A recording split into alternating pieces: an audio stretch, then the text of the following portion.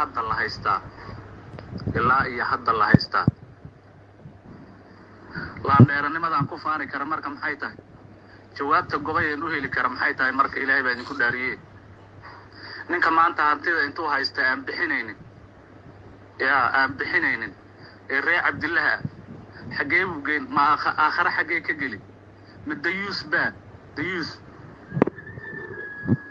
dayuus miyaa kaas maxaan ku macnaynaa waxaan idin leeyahay ree Cabdillow laandheeraan ahay la isuma gurman karin waxaas iga dhaafa ima anfacdo aniga waxaas maanta aniga waxaas ima anfacdo hadal ima bannaano gambaan xidhnahay gambo ilaa aan raaso tago gambaan xidhanahay lafihii walaalahay ilaa uun ururiyo gambaa ii xidhan gabdhuhu ha fureen baan leeyahay dahabka ugu jira guryaha gabdhuhu ha fureen baan leeyahay midka dayuuska oo hantida meelaa geyn ma garanayee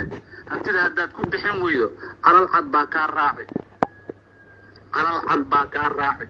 bun baana tahay gabadhaadana lama guursan doono war ma sheekhaal oo intaas oo sanadna sheeganaysay oon bunka u dubi jiray yaa maanta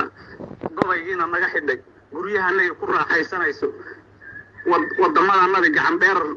ku sheegatay miyaa tallaahi war fadhiga ka kaca aabahood la cadaab jiif idinma bannaano maanta fadhi idinma bannaano hadal idinma bannaano wax dhan idinma bannaano war kaca